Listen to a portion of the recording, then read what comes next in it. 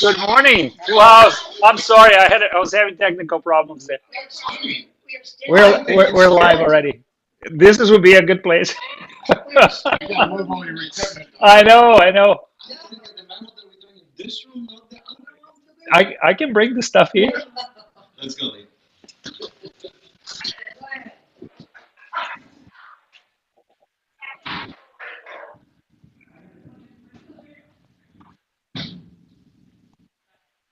All right.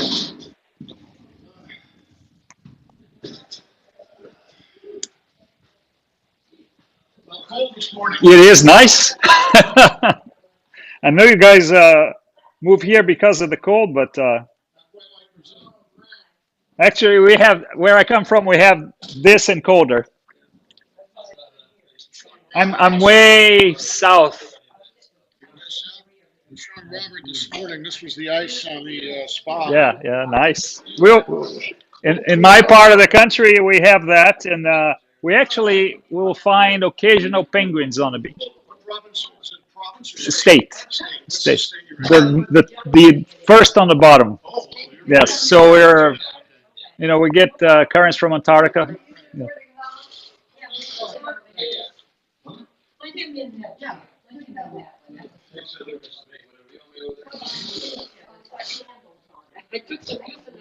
Okay.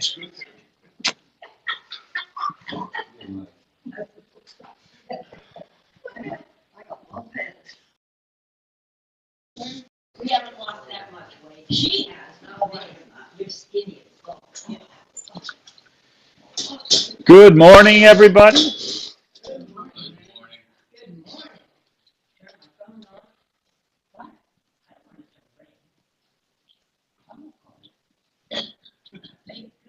I'm just cutting some stuff out here so I don't overload my computer with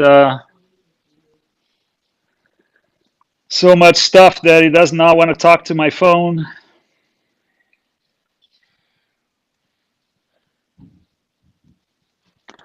I think most of you, if not all of you, I think all of you are on the 30 for 30 challenge, right?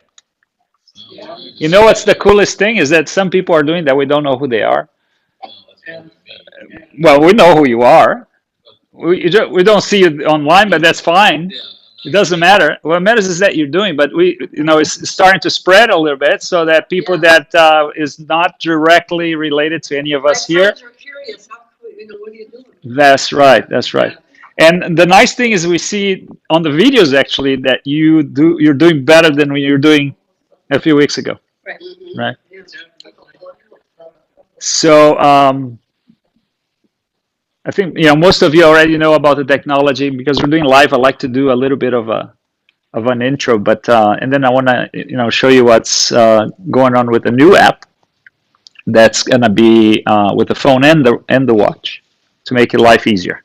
Okay, you also be able to use it on the iPad so that you can see if you're curious to see the parts that it doesn't like excite a lot of people because it's more technical stuff, right? But if you were to come see your physician or your doctor, it would be nice to show an iPad or just print from a printer easier than it is from the watch right now because the watch is limited on its protocols and its abilities to do things. So we did the best we could with the watch as far as like sending yourself a report, for example, or sending a report to your doctor or something like that, right? And the idea is that we are actually closing the gap in between you and your healthcare providers, all your healthcare providers, to the point where at one point you may be able to do that all from home and not even have to go face to face, which is not always desirable. You want to be face to face, but everything's kind of going towards telemedicine. But the primary reason for us to build this thing is to prevent, is to catch early, is to not let bleep happen, right? So back in the day when in the 60s, late 60s, early 70s, when they came with the fall alert button, that was an awesome technology, okay? It's as good as your coffee maker right now. Your coffee maker is probably more advanced, to be honest with you. Some of yours. Unacceptable, okay? And then we're doing the 30 for 30 challenge where we're talking about falls because the primary original goal is to catch on falls, right? Like not catch after they happen, but find out where the trends are going so that we can start chopping the trends up and not let it happen, right? I keep on repeating this, and it bears repeating that in 1 in 4 adults over the age of 65. Now, when I was in my 20s and 30s, I used to look at a 65-year-old as an old person. I changed my mind. I changed my mind as I get older, right? But not only that, the 65-year-olds of now are indeed younger than the 65-year-olds when my dad was 65. Better healthcare, better nutrition, better understanding, and all these things, right? But still, 1 in 4 fall to a bad situation. You fall and you break your hip, you fall, you break your neck, you fall, you break your shoulder, okay? Or you fall and you get fear of falling. Now you decline for fear of falling because now you're starting to do even less, right? You just don't want to fall, so you don't get up so much. Then you decondition, and guess what? Now you fall much. You fall more, right? So this is personal to me because it really bothers me. It upsets me. The fact that we have technology and it makes you a great car, makes you a great microwave.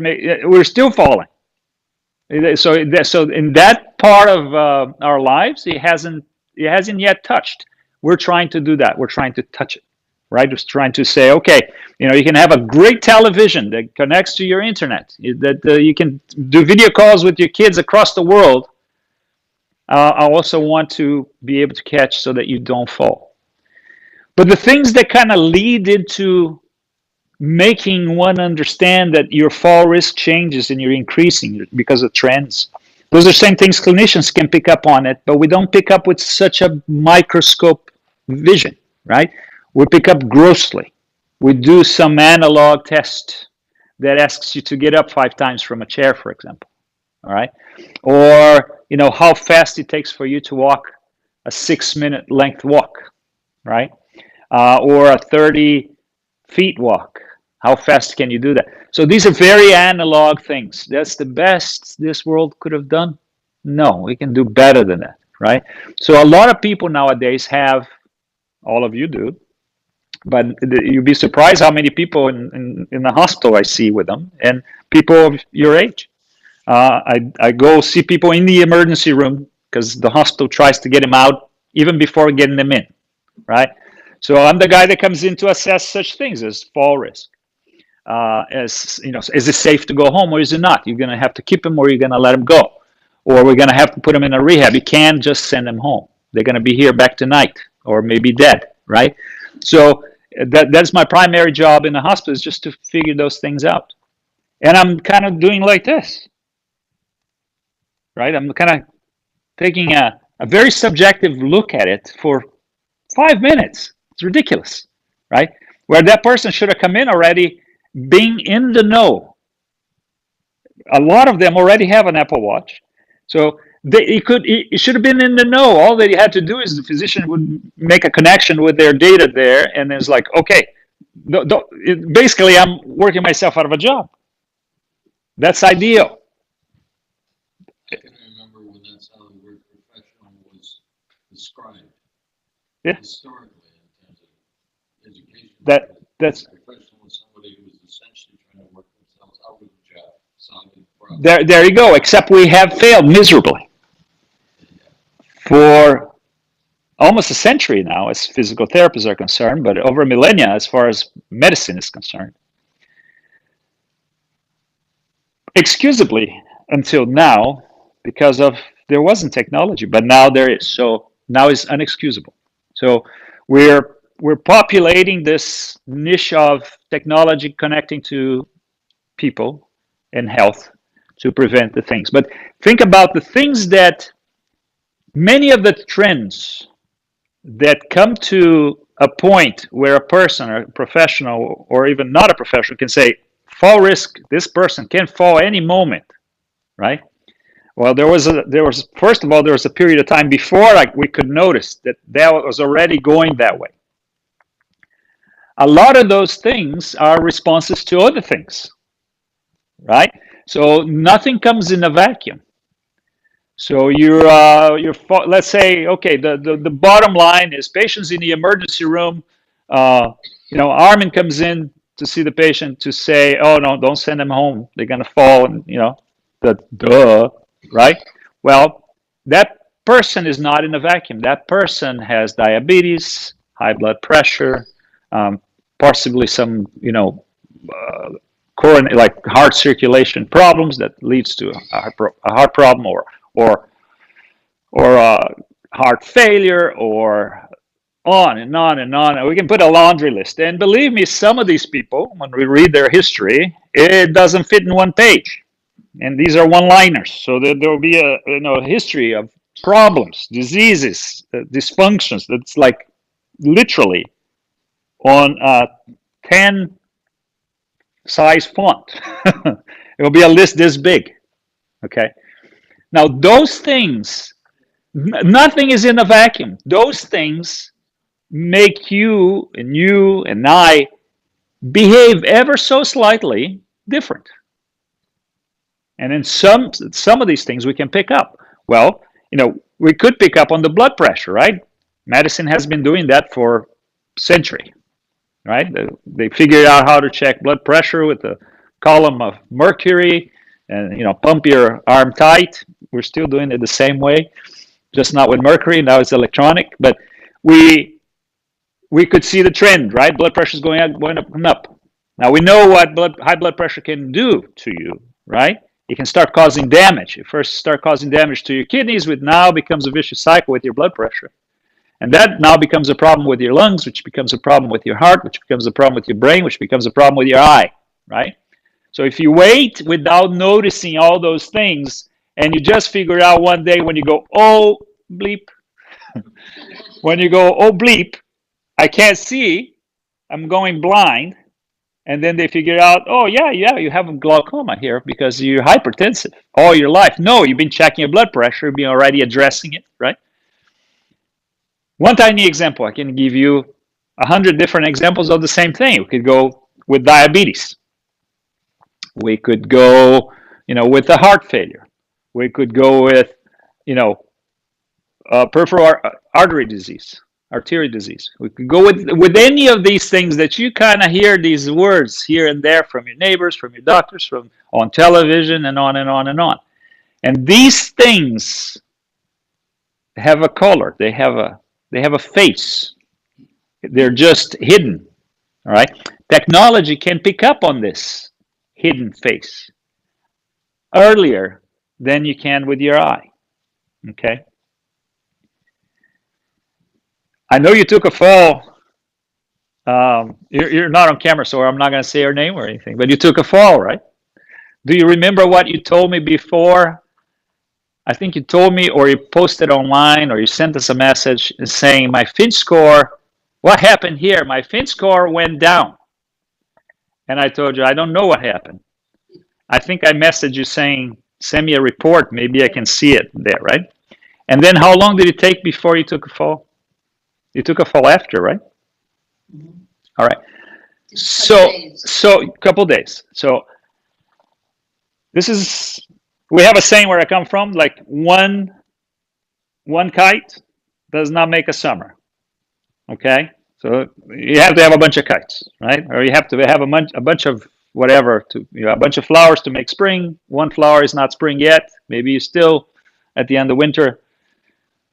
So a lot of them happen. But the Finch score is measuring these things, is looking at these measurements, and is cooking it like a cake that is edible. Because if I make a cake and I say, I'm going to let you eat the flour first, and then I'm going to let you eat the sugar, and you're going to eat just the icing. Well, none of you are eating cakes, right? So the Finch score is a cake. We bake it first, and now you know what it is. You would eat cake, but you wouldn't eat flour, right? So now it's palatable. So Finch score is palatable for the regular person, which we are all regular. Even the professionals are regular on our lives, right? how they say it, blacksmiths, no, cobblers, on a cobbler's, kids have no shoes in a cobbler's home, right? Let me put it this way. Some of your doctors still smoke, okay? Some of your doctors drink quite a bit, okay? A lot of your back surgeons need physical therapy because their backs are hurting. We're all human. This is how it is, all right? We're not being professional with ourselves most of the time. Like we should try to look at ourselves even as that, right? Um, but it's picking up on these things. So on your case, our hypothesis is that he cooked that cake and he said, on this cake, some of these ingredients are off. Our way to identify that is I'm going to score you lower. So the system automatically scores you lower and brings attention to these things. Okay, as the intelligence grows on the Finch Q app, it picks up more and more and more and more and more, and start telling you this. If you address this, your score goes up. Which means if you address this, something down the road could be prevented. Right? So it bothers me that you fell, but in a way, having the score gone down early, it's kind of like a positive saying, okay, we're on the right track here. This thing, it's very likely doing its job right. It didn't do its job thoroughly, right? Now, I can tell anyone to say, before you cross the street, look left, look right, look left again, and then cross. And then one day, in a hurry, even I won't, look to cross the street, and I could get ran over, right? So the idea is to not allow that to happen.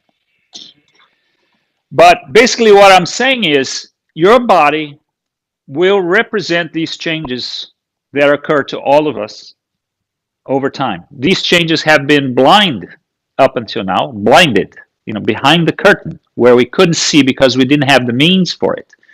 All of you now have on your wrist something that can play a nice video game and waste some hours of your attention, which they love you for that because they sell you more junk. Right?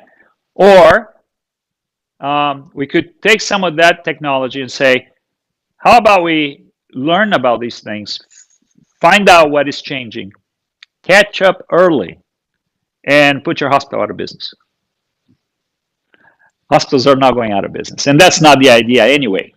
But many of these people that I see every day with proper technology wouldn't have to be in a hospital. They wouldn't have to be in an emergency room. They wouldn't have to. Bad things don't have to happen for us to have good things, right? So hospitals are life-saving institutions for the most part. And it doesn't mean we need to try to get them more business because we like them, right? Our job is to try to give them less business, right? Your primary goal as a human being should be to prevent your business from going to the hospital, not by avoiding when you need it, but by staying so good and so healthy that you don't need it. So we would still need hospitals, but they could be smaller hospitals, right? Maybe a small community hospital and things like that, not large conglomerates of profitable health. All right. So that is in a nutshell. So all of you already kind of get the idea of how this works. It's picking up on a lot of data from that you are producing in the world, right? So when I do this here, you can extrapolate a bunch of things out of me doing this. Just don't do it like this. Do it like this. Or if I do this, right? So for one, we could calculate the labor that my shoulder is doing just by physics here, right? But as soon as I did this, I changed my blood pressure. My blood pressure fluctuated because it needs to make sure that the tip of that top finger there still has blood in it, right? Because when I go like this, I don't lack blood in there. If I do lack blood in there, that means this system is not working quite right, right? Now, if I keep this a little longer to compensate for that blood pressure, my heart's going to pump a little faster, so I'm going to go up a few bits, right? So one thing kind of leads to the other. And so we are living things. We're not like a rock. There's no movement happening on this television except for electronic. So electrons are moving here, but there's no anything visible. with your eye. I could put a stethoscope here. There would be no noise happening. I could I can only measure electrical things and electromagnetic things here. But for us, there's electromagnetic things going on. There's also mechanical things going on. And these things with so much technology on this tiny little thing on your wrist, and now we're adding the phone to it. We're gonna 100-fold the computing power that your Finch Q has right now by bringing the phone to do work on the background. Okay, so the new Finch coming up, not next week, but hopefully soon.